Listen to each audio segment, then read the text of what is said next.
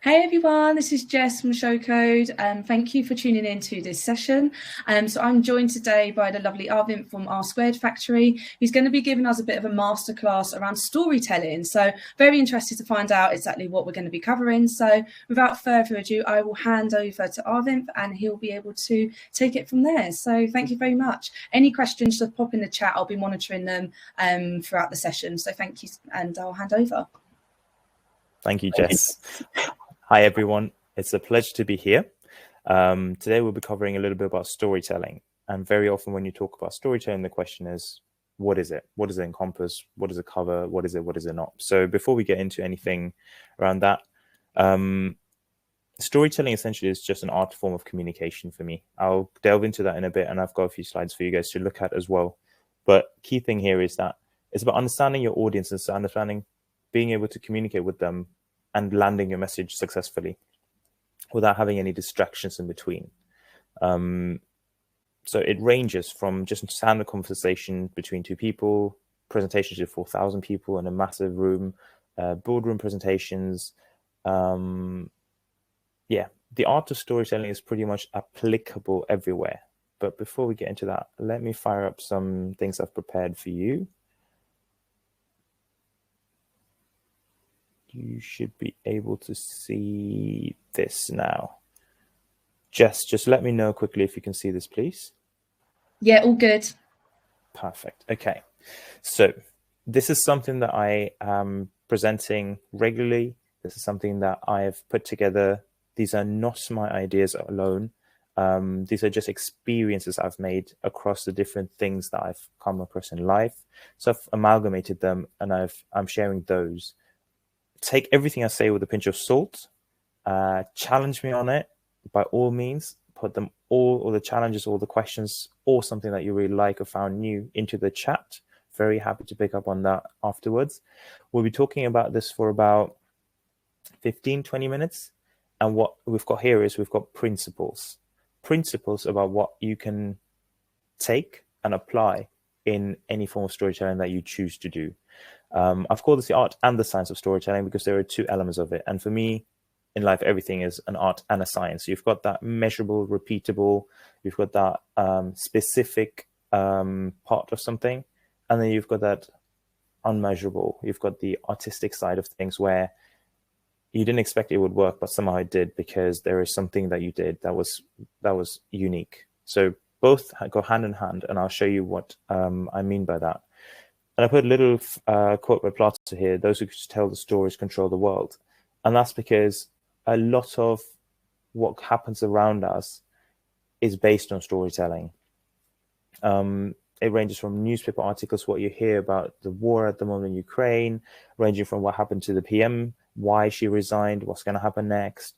A lot of those things, news articles, gossip, reports, updates on climate change, a lot of those are digestible when they're put into stories.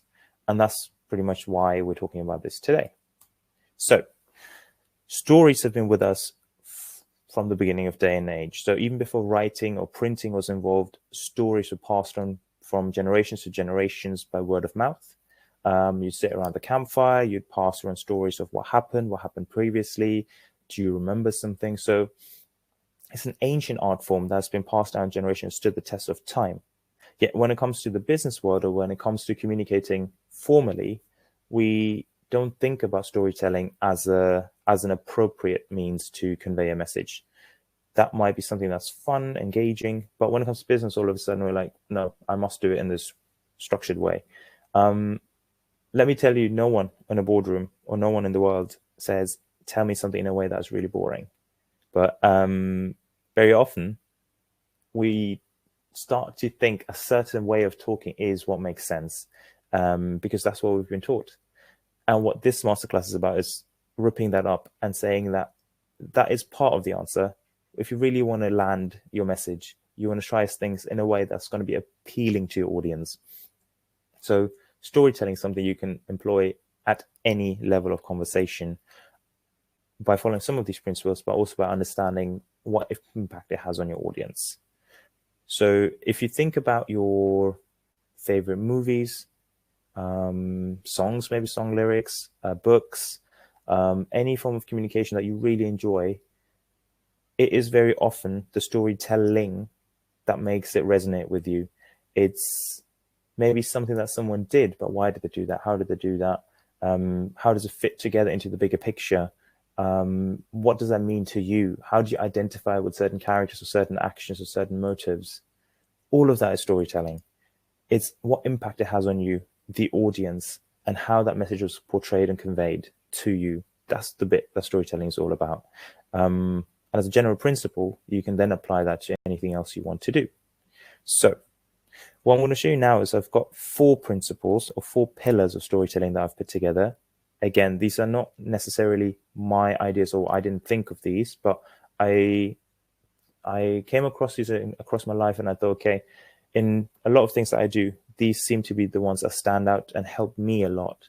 So I've put them together into a little bit of a methodology for you to take, or a framework for you to take and apply if you feel like it. So the first one is all about earning their trust. And when I say they, it means the audience. Within about 3-4 seconds of entering a room, someone will decide in their mind whether they trust you or not. It's just a bias that we all have. There's a lot of unconscious bias training and things like that that people are going on recently, and it's great, but it's something that we can't ignore that there is there. Yes, some people can train to pause that bias and say, okay, I want to give this person a chance, but matter of fact, you got to deal with the fact that most of the time, before you enter the room, or even as soon as you enter the room, there's always a judgment made about whether someone trusts you or not. And that's something that you need to be aware of, and that's something you can actively use in your favor. So understanding how you come across, what language you employ, the tone of voice you have, the speed you speak at, the way you present, all of that plays a part in earning someone's trust. But trust is the most fundamental thing in any relationship, whether that's parenthood or partnership or friendship or siblings or work relationships. That trust is the most fundamental element. And that's what people decide on, whether they need to keep their guard up or drop their guard, whether it's okay to listen and understand what you want to say, or whether I need to be watching out my back for whether you have an ulterior motive, whether you're going to ask me for something, whether you're going to try to sell me something that I don't want. There's a huge difference between those two worlds. And this is the point where you lower or increase people's defense mechanisms just by establishing whether they can trust you or not. So the most basic fundamental thing in any storytelling, if you want your story to actually land, you need to make sure that you've earned their trust. The second thing is make it count. Now, once you've actually earned their trust, the next thing is all about relevance. So why should they bother listening to you? What values are going to add to you, and how is it going to make a difference to them? Why is what you've got to talk about going to be interesting to them to listen to, and how is it going to make a difference in their life? How does it help them achieve what they're trying to do right now? Or how does it take away something that they're really struggling with?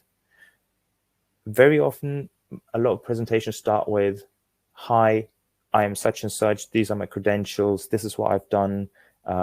This is what the topic is I want to talk about. And here are the introductions. And this is why. And I guess you get the picture that there's a lot of pretext or prelude into actually coming to the point of this I want to talk to you about.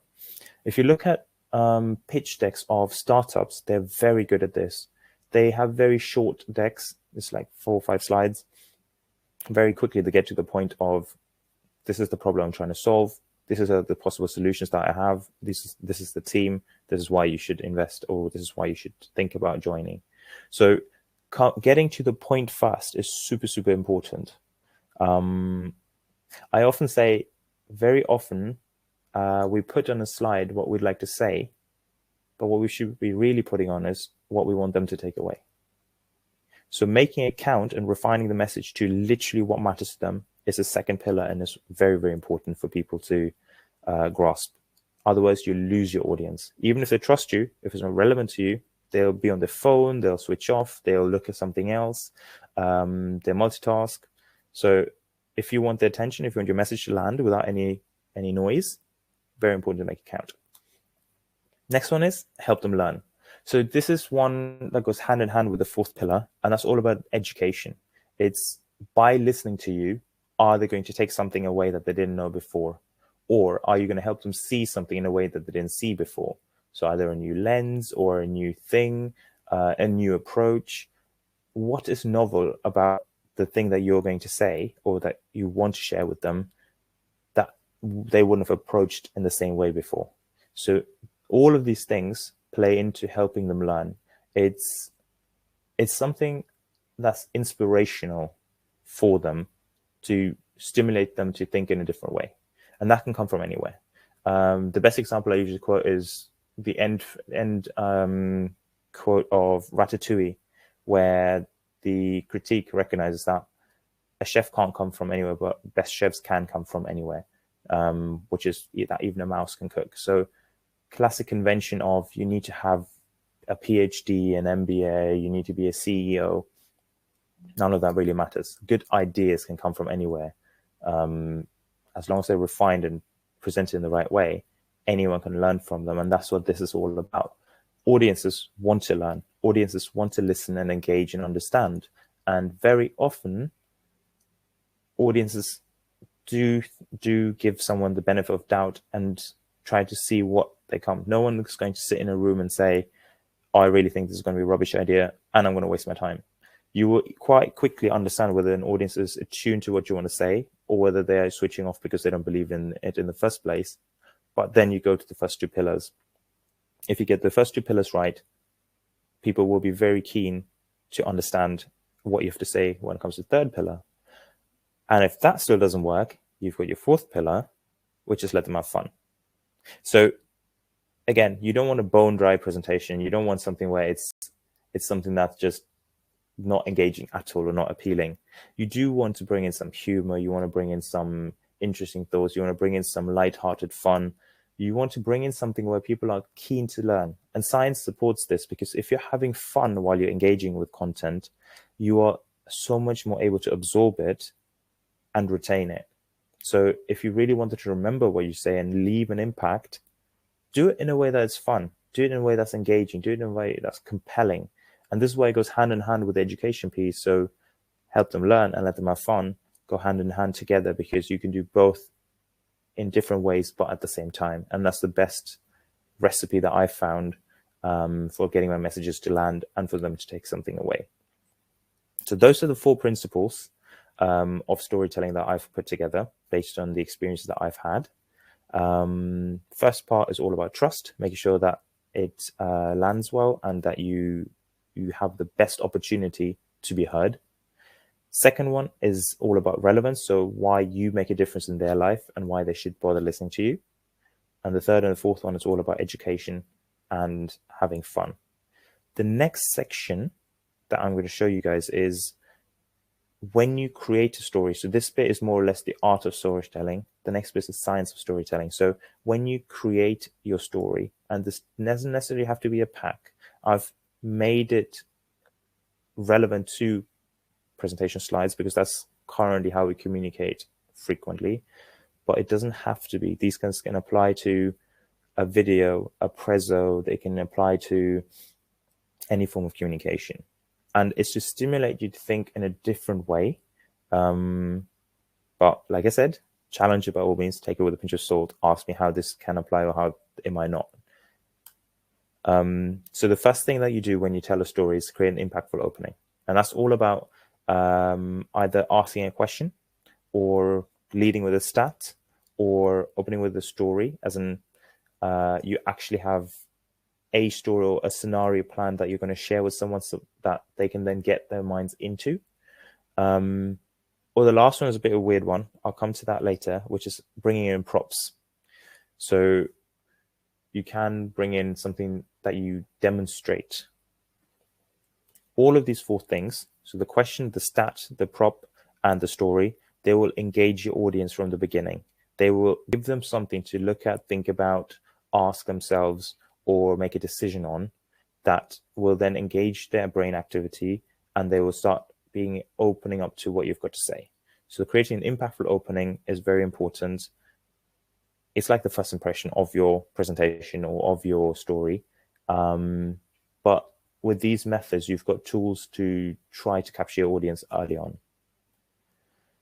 Have a unique hero entry.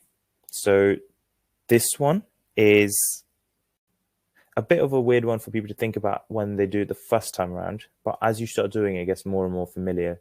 A hero is someone who's the key protagonist of your story. In accounting, that can be the budget line, that could be the revenue line, that could be a stat.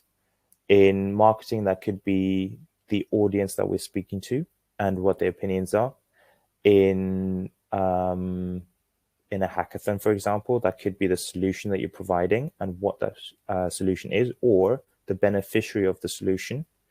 So whatever your story is, have a unique entry for that hero. So tell the audience who that hero is, what their challenges are, what they're trying to achieve in their scenario, and what the current situation is that they're facing.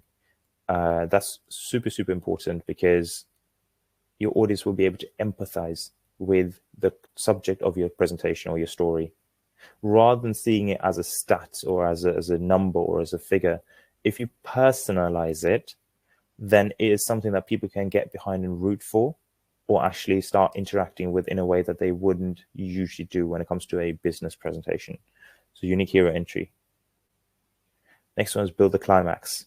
So once you've established who your hero is and you've shared with them, with the audience in this case, what trials, tribulations, what scenario, what challenges they're facing, you at the same time introduce an antagonist, something or someone that's stopping the hero from being able to achieve their target, some form of danger, some form of challenge that they have to overcome that is unique to them, but at the same time that's something that starts captivating the audience.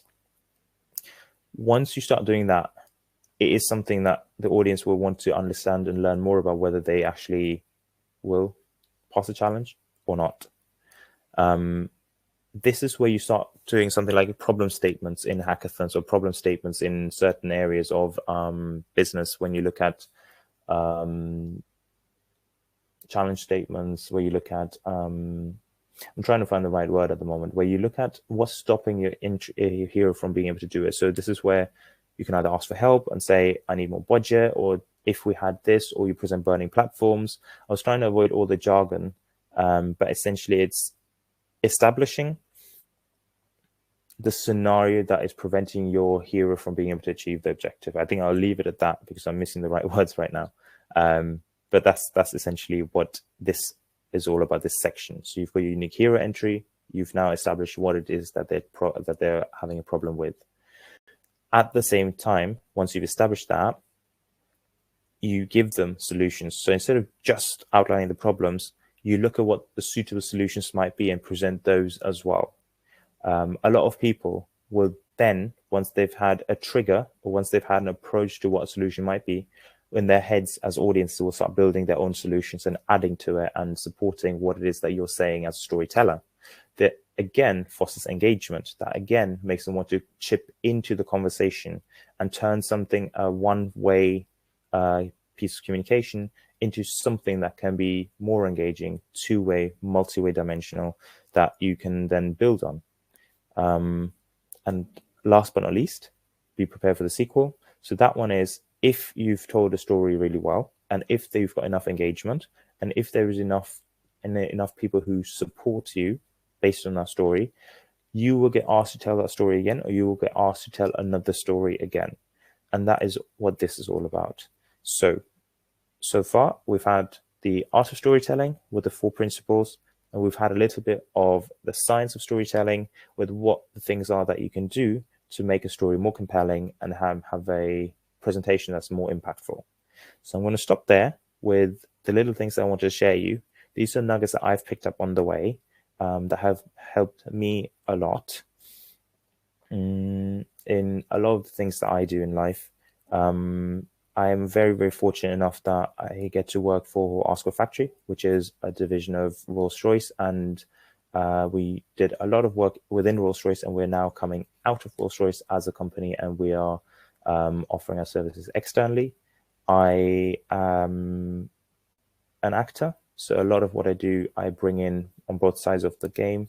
I'm an hockey umpire, so a lot of the pressures I see on the hockey pitch when I'm umpiring, and you've got cameras and audiences and coaches and players breathing down your neck, is very similar to what I feel in the boardroom when I present.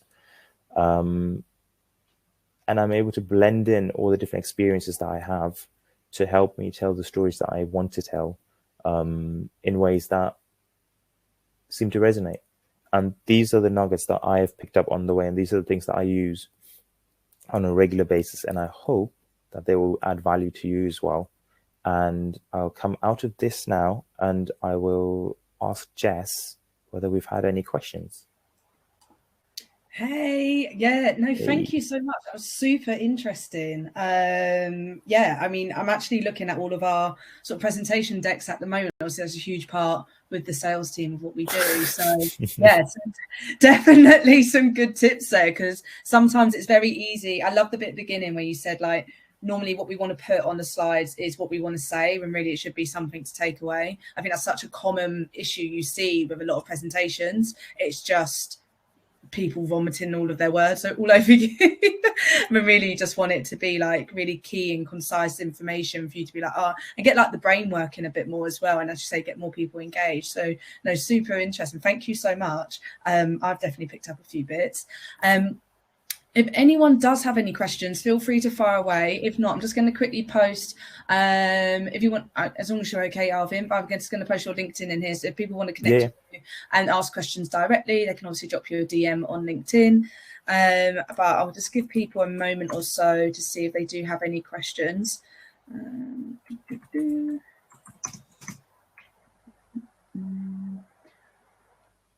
Refereeing for hockey teams. So how long have you been doing that for? It's coming up to 13 years now. So it started when I was a bit younger. I got scouted, and it's something I just picked up without knowing what it really is. But it's been a very rewarding journey and a very, very nice experience, because I get to fly around Germany mainly to do the Bundesliga over there. And yeah, it's, see, with umpiring and parking ticket stewards, it's very often the activity that you do is always going to make someone unhappy. That's just your job. But the way you do it is something that you can actually add value.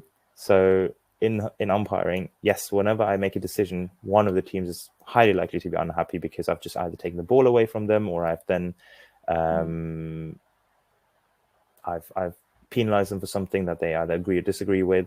But if you improve the overall quality of the game by having a nice structured approach to it, and everyone knows what the framework is that they're operating in and what they're allowed to do and not allowed to, you can let skill develop. You can start encouraging people to perform and outperform themselves. And that is something that's really, really interesting. So that's how I add value to the game as an umpire, and how I go about communicating that to players in a pressure situation where I've just given a penalty stroke or a penalty corner, and trying to tell them, this is why I did it and this is what you did wrong, or this is why this has been awarded.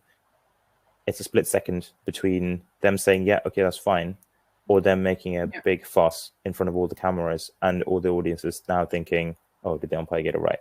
So it's a big, big difference. There's a lot of people management, but it is very rewarding, because if you treat, it's basic principle, if you treat someone with respect and if you communicate clearly with them, it's highly likely that they will do the same back. They'll reciprocate. And even though as an umpire you've got a lot of authority and you've got power, not abusing it, but being respectful and mindful about that it is you who's making a decision often gets you a long way. Yeah, no, that's great. I think definitely, I think referees get a lot more loving than a car parking steward. We've got a few questions coming through. So we've got Terry here who says, what tips do you have if you're telling a story to an audience and you can see it's not resonating with them? Yeah, that's a good question. And I've done a couple of things when I've been in that situation. One is accepting it. The first thing is just calling out, saying, what I'm saying really isn't resonating with you guys, is it? That will often turn a few heads and they'll be like, okay, that was open. So it's this element of surprise that comes with it. Instead of it being a rehearsed script that we just go through, just being authentic and being in the room and actually just calling out what's happening brings in a level of empathy. So a lot of audiences at that point will put their phone away, like, okay, yeah, cool, she's recognized or he's recognized it. If they've got that, if they've demonstrated that level of empathy or sensitivity to the situation, the next steps of what's going to happen is very often crucial, but will bring the audience back in. So at that point, depending on the audience and how much I trust them, I've asked a question, how comes it's not resonating? And I've amended my presentation or pitch to the level that it works for them. They then were back in the room. Or if I didn't ask them that, then I would try to read them. So if I can read them in the room to understand what bits work and which bits don't work. One thing that you can do carefully is bringing in humor.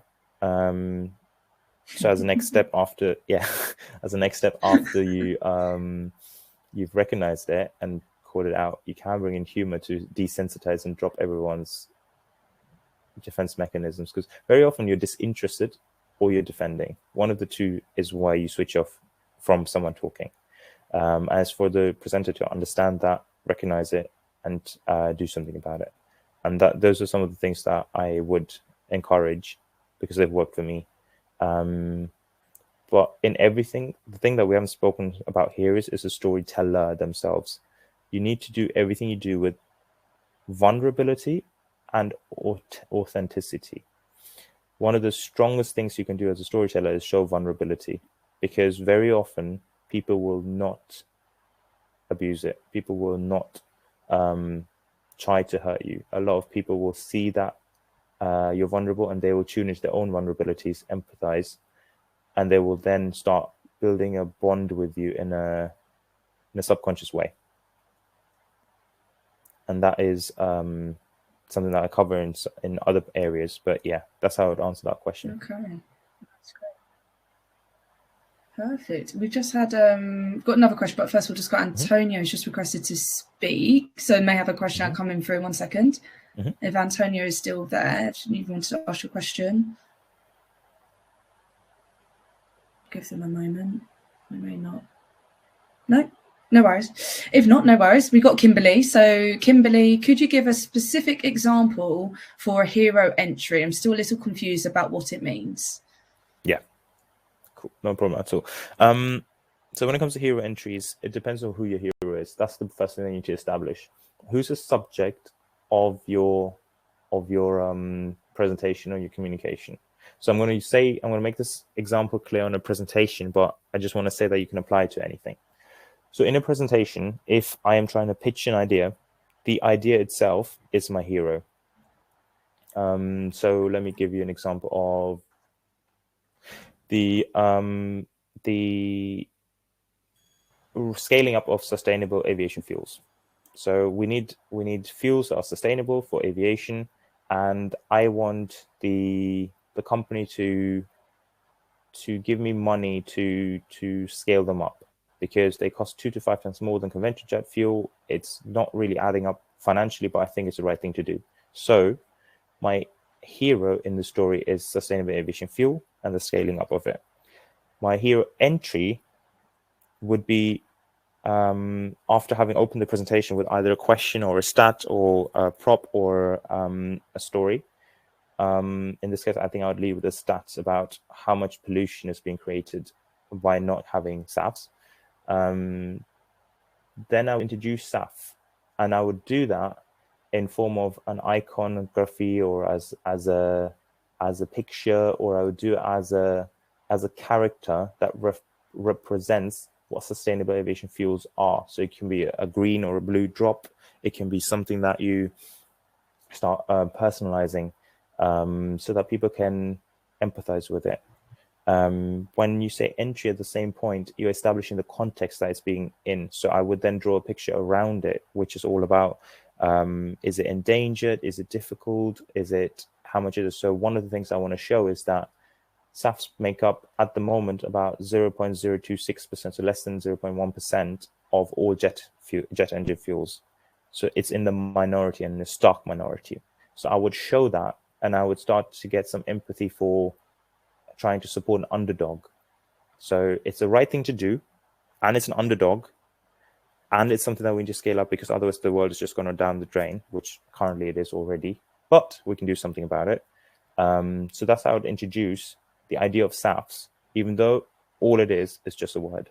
But I've turned it into a picture by using certain elements to introduce it to my audience that they can relate to.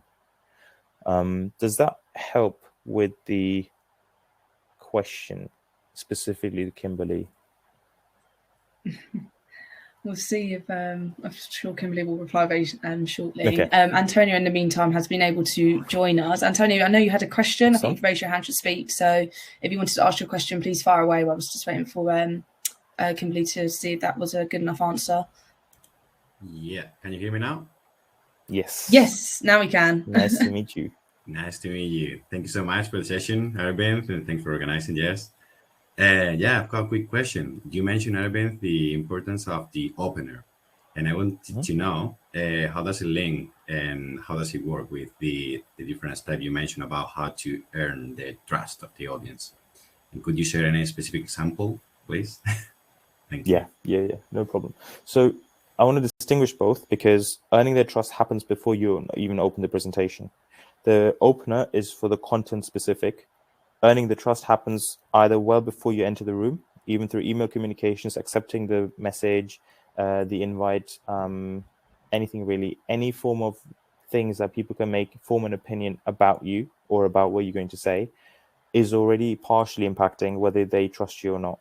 What things they put on you before you even enter the room. So earning their trust is, like I said, about tone of voice, the speed you speak at, the eye contact, the way you dress, the things that will either alienate them or make them feel like you're one of them. Those are all the things that you can control. I'm not saying you have to, because I don't dress appropriately most of the time anyway.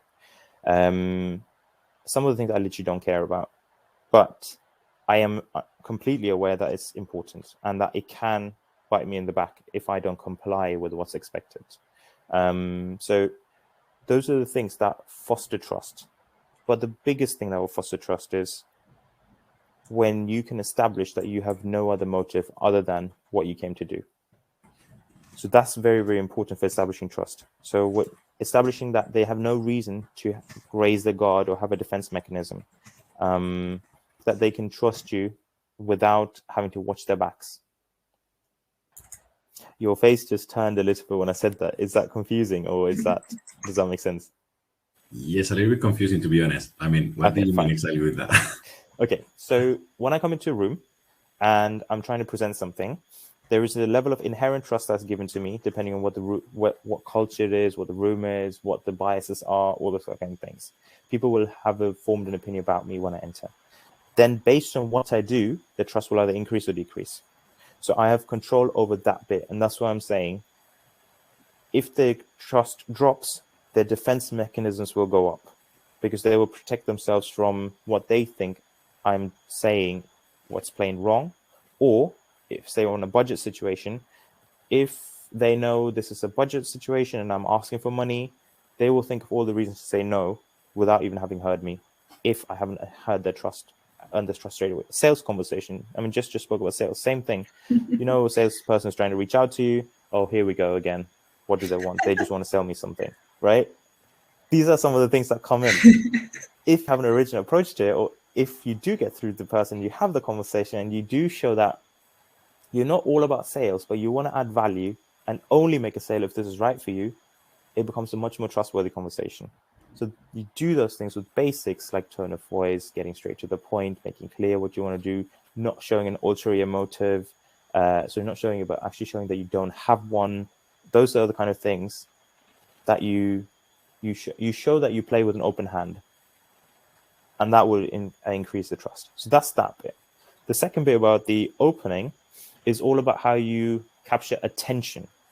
So having trust is one thing, capturing attention is another, and the 4 methods I chose and shared with you are things that have worked depending on the audience that I'm facing and the subject that I'm talking about. So leading with the stats. So I'll have a slide up and there'll be literally just one number on there and then there'll be a caption to it, or not even a caption.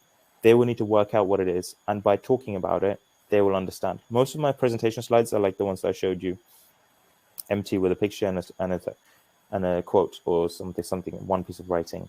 It doesn't mean that I don't send out pre-presentation packs where there's information, that because people want information. But when you present, let them focus on you more than anything else. So we had stats, we had a question. So when I ask someone a question, they will inevitably think of an answer themselves, even if they don't say it out loud, but it engages the brain, and that's scientifically proven. So when you ask a question, most people don't just walk away, they actually answer it, even if they're walking away. Then we said prop. Now, I said I'll come back to prop. Prop was quite an interesting one. So, for example, if you bring a sealed box, or if you bring a present, a gift wrap present, or if you bring, I've had at one point, I've had a random person bring a skull, and you just place it on the table and you start presenting, they will start thinking about when you're going to use that prop. It will keep them hooked in and engaged in that prop. And for that reason, they will start thinking about it. One person had a box and they wrote on their magic box and just put it there. And then at some point they opened and took something out of the magic box and they added to the whole thing.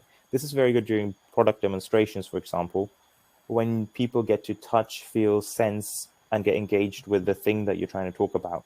So that's how you use props. And the last one is a story. So I did this a lot when I was doing VR presentations, but also before that, when we're looking at trying to get people to empathize for a different character. So this is human design principles thing, where you start to put yourself in the shoes of another. You can easily do that when you start telling a story, but not necessarily the old way of, oh, imagine yourself on a Monday evening, blah, blah, blah, blah, blah.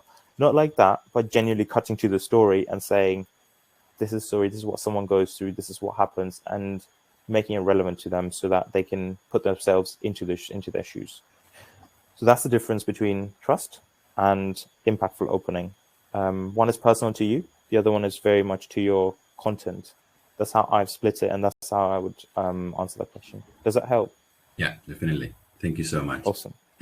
Cool. And if I could, can I answer another quick one, please? Yeah, sure. No, it's fine. All right. Because to be honest, next week I'm going to be presenting for my first time to kind of a big audience, around 100 people. And I wanted to know, how was your first big presentation, and any basic tips apart from the ones you've already shared that could help? Okay. I'm always scared. I'm always scared before a presentation. It's the general level of nervousness that I have, which keeps me alive.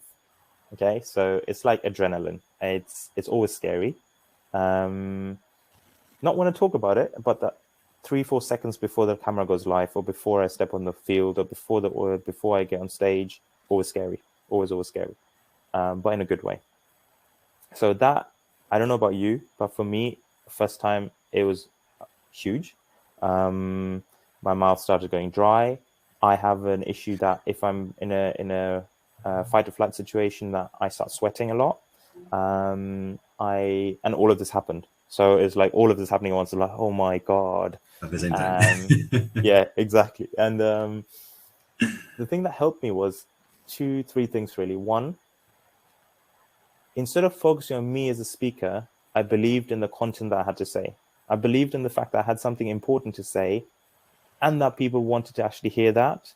So yes, you can replace me as a speaker, but you can't replace the message. And I was chosen to tell this message. That's what keeps me honest, truthful, and to the point. And that's what gave me the power to continue with it without actually trying to wonder whether I'm the right person, or how I am going to do this, or how do I come across. Like, I took all of that baggage away by focusing on the message as opposed to on me. The second thing is, you said 100 people. And now when audiences get larger than about 5-6 people, try not to have eye contact with everyone. If you speak to one person, it's like you speak to everyone. But if you look at everyone continuously, like to and back, it looks like you're speaking to no one, because you don't have that one anchor point. Choose one anchor point on the left side of the room, choose one anchor point on the right side of the room, and choose one anchor point down the middle. If it's not a virtual presentation, I don't know. But if it's okay, if it's on site, choose anchor points and look people directly in the eye, not over their heads like in a theater show, or not in a wall behind them. Look people directly in the eye. Very often, as soon as you start talking, they will start nodding with you. You'll form a synchronizing pattern where as you nod, as you talk, they start engaging, their bodies start engaging. That's when you have your sign that, yes, they're locked in. When they do that, people around them will do that. Now, I'm not saying you're going to have a bouncing room, but I'm saying that subconsciously that energy will spread and people will start engaging more and more and more. So that's point number 2. And the last one is your energy before you enter the stage, before you even go on. Make sure it's at a level that you feel comfortable, but at a level that is energizing for others as well as you. So there is a TED Talk video about, I think it's superpositions or Superman position or something where you power positions. That's what it is. Power positions, where you psych yourself up through the way you stand. So don't be closed, shy, holding yourself together. But for 10 minutes, so 600 seconds, take a position that makes you feel like a superhero, whether it's arms on your chest, or not arms across your arms on your hips, chest out, chin up, straight back, good breathing. 10 minutes. Okay, I know it seems like a long time when you do it, but it is so important and has a psychosomatic effect on you. I studied sports and business at university, and some of these things I draw on that still make a huge difference to me, because if you look at the all-time, well, I say all-time, but for me, the most impressive swimming athlete is Michael Phelps. He, before every match, he used to listen to a song which talks about how he's a winner on loop, on the repeat, same song. Audley Harrison, we did a study at Brunel University where I went to. Audley Harrison, the Olympic boxer at the Beijing Olympics, he improved his performance by 20% just by listening to Japanese folk music, because they stimulated the alpha brains in him. So you can actually improve your performance, your confidence, your abilities by doing certain things that work for you, that increase your energy and make you more energizing. You need to be infectious without losing your authenticity. A lot of people go on stage and think they need to be hyper. It's not about being hyper, because that is alienating unless you have a room full of people who like it. You want to be your true self and your best self, and you need to give yourself every opportunity to get there before the presentation. Even if you had a rubbish morning, even if you had a really bad commute, even if you really lost track of time, or if you're late, it doesn't matter, or if anything that happens, your presentation is half finished, whatever it is, because you can even present without slides. You have a message to share. You do it in the best way you think you want to do it. But these are the things that have helped me. So the nuggets that I've picked up, I'm always scared. I'm going to accept it, and I'm going to use it in my favor. I am going to look at certain parts in the room, and I'm going to use that. And I'm going to bring out my energy that I want other people to get inspiration from. So that's how I do it. And that's what I would encourage you to take on board or challenge. Thank you so much, Arvin. Honestly, thank you. Good luck. All the best. Yeah, good luck for next week. Thank you. Perfect. Well, thank you so much. That's been really, really great. We haven't had any more questions come through, but no, it's been super helpful. I've actually been writing loads of notes. Sorry, Jess, I think I've seen one for tomorrow's hackathon. Should we start preparing the slide deck as soon as we have decided on our solution product? That's a good question, and my answer is always no. Don't think about slides at all, because my brain, if I sit in front of a computer and I try to make slides or try to tell a story, it's like a writer writing in front of a laptop thinking, okay, it's going to just come out of me. Don't worry about slides at all. Maintain the principles of storytelling in the back of your mind. So whenever you see something like there's a really cool time when we really messed up, this piece of code that we tried to write really didn't work for whatever reason, capture that. Keep that in the back of your mind as a story. You can either have that as an opening or as closer or in the middle as an experience. When there was a breakthrough success, or when there's a data set that you used that wasn't compatible, wasn't working, when you discovered something new that an approach that you tried, keep all of that in the back of your minds as things that you can employ in your storytelling, but don't try to fix the story first, or don't try to think about slides immediately, because they will always change. The story will always change, and people spend far too long on slides than on actually the content. If you refine your content to such an extent, then all you need is 5-6 slides, and it will be packed with a good story. So yeah, for tomorrow, enjoy the hackathon as much as you can. Capture all the experiences that you want to share, either as a voice memo, as a short video, as an interview, as a journal where you just journal it in your memories, but capture them in a way that's convenient to you, quick, and that doesn't distract you. So don't spend hours on it, because no one is going to do it when it's that effortful. Do it so short, so quick. You can take a picture, for example. You can take just a selfie of what happened and just tag it. That's it. All of this will be material for your presentations later that will be candid shots, candid things that happen in the situation that you can build on and you can shape later. But that's how I would do it. I wouldn't think about slides straight away. Yeah, no, definitely. It's a really good point to make. And I think, yeah, the last hackathon that we ran, a lot of people were rushing around on Sunday to do it. It may feel a bit tense, but it's the best way, because at least then you've got everything sort of structured in your head. So no, it's been a really, really great session. Thank you. And I'm sure it's helped many of those that are going to be, hopefully quite a few will be presenting on Sunday, all of their projects, which is always a daunting task, don't worry. But as Arvind said, like, you do get nervous. I get nervous all the time as well. But it's just one of those things. You're nervous because you care.